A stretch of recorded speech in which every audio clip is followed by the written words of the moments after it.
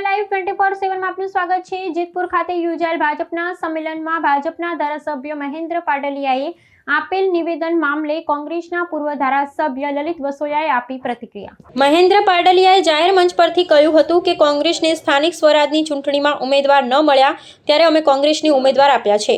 મહેન્દ્ર પાટલિયાના આ નિવેદન બાદ ધોરાજીના કોંગ્રેસના પૂર્વ ધારાસભ્ય લલિત વસોયાએ મહેન્દ્ર પાટલિયા પર સાધ્યું નિશાન।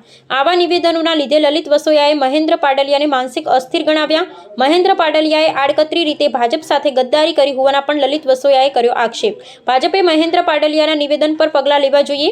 લલિત વસોયા મહેન્દ્ર પાટલિયા સ્થાનિક સ્વરાજની ચૂંટણી સમય માનસિકતા ગુમાવી દીધી છે વસોયા। બીજી તરફ ભાજપે કોંગ્રેસને નહીં પરંતુ આમ આદમી પાર્ટીને ઉમેદવારો આપ્યા છે તેવા પણ લલિત વસોયા દ્વારા આક્ષેપ કરવામાં આવ્યા। ત્યારે ગત નગરપાલિકાની ચૂંટણીમાં ભાજપને પૂરતા ઉમેદવારો ધોરાજીમાં પણ ન મળ્યા હોવાનું વસોયાએ જણાવ્યું। મહેન્દ્ર પાટલિયાથી સ્થાનિક ને ગ્રામ્ય વિસ્તારના કાર્યકરો નારાજ છે વસોયા। મતદારોનું ધ્યાન ભટકાવવા મહેન્દ્ર પાટલિયા વાહિયાત નિવેદનો કરે છે વસોયા। તાલુકા પંચાયત, ઘણી જિલ્લા પંચાયત ની બેઠકો એવું છે, કેટલીક કોર્પોરેશનની બેઠક એવું છે, નગરપાલિકાની બેઠકો પણ એવી છે કે જ્યાં કોંગ્રેસના ફોર્મ ભરવા માટે કોઈ ઉમેદવાર જ નહોતા। તો એ આપને આનંદ થશે કે ઉમેદવારો આપણે આપ્યા કે ભાઈ તમારું ખરાબ ના ગયે તો આ ઉમેદવાર છે આનું ભરાવી દો।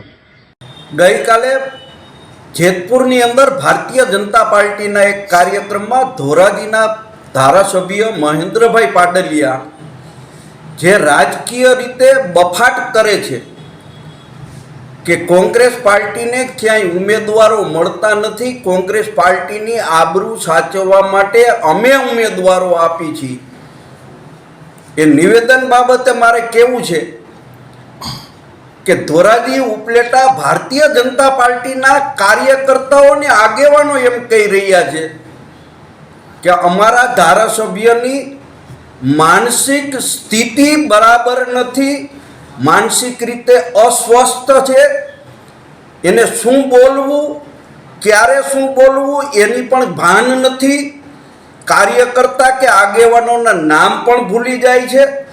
ત્યારે મહેન્દ્ર પાટલિયા કોંગ્રેસની ચિંતા કરી અને કોંગ્રેસને ઉમેદવારો આપવાની જ્યારે વાત કરી રહ્યા છે ત્યારે મારે કહેવું છે કે મહેન્દ્રભાઈ, તમે તમારા ભાણા ઉપરથી માખી ઉડાડો। ગત નગરપાલિકામાં તમને ધોરાજીમાં પૂરતા ઉમેદવારો નહોતા મળ્યા, આ વખતે પણ ધોરાજી અને ઉપલેટા તાલુકા પંચાયતની અંદર તમે અમુક જગ્યાએ ઉમેદવારો ન મળતા બહારથી ઉમેદવારો મૂક્યા છે। એ જ તમારી આ વિસ્તારની અંદર નબળાઈ બતાવી રહી છે। ત્યારે આપ બળાઈ કરીને કોંગ્રેસને કોસવાનું બંધ કરો અને તમે તમારું વિચારો।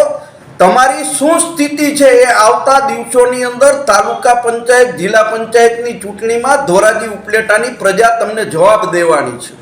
લલિતભાઈ, ખાસ કરીને મહેન્દ્રભાઈ એવું કહી રહ્યા છે કે કોંગ્રેસને અમે ઉમેદવારો આપ્યા, એની પાછળનું સત્ય શું હોઈ શકે?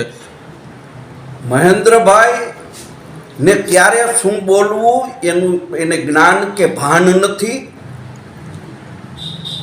એટલે આવા નિવેદનો કરે છે। અને મહેન્દ્રભાઈએ કોંગ્રેસની ચિંતા કે કોંગ્રેસની આબરૂ બચાવવા માટે આ કરવાની જરૂર નથી, કારણ કે પ્રજા એને આ વખતે સ્પષ્ટ જવાબ આપવાની છે। શું કહેશો લલિતભાઈ, એક ધ્યાન ભટકાવવાનો પ્રયાસ હોઈ શકે? મહેન્દ્રભાઈ કે ભારતીય જનતા પાર્ટીના લોકોનું ધ્યાન બીજે ભટકાવવા માટે આવા વાહિયાત નિવેદનો કરી રહ્યા છે। અને કદાચ મહેન્દ્રભાઈને ભારતીય જનતા પાર્ટીના આગેવાનો પણ નોટિસ આપશે, એના પાર્ટી નોટિસ આપશે કે તમે આ નિવેદન આપ્યું છે કે તમે કોંગ્રેસને ઉમેદવાર આપ્યા તો તમારામાં તેવડ હતી કે બિનહરીફ કરાવી શકાય, શા માટે તમે બિનહરીફ ભારતીય જનતા પાર્ટીની સીટ બિનહરીફ ન કરાવી? તમે ભારતીય જનતા પાર્ટી સાથે ગદ્દારી કરી છે।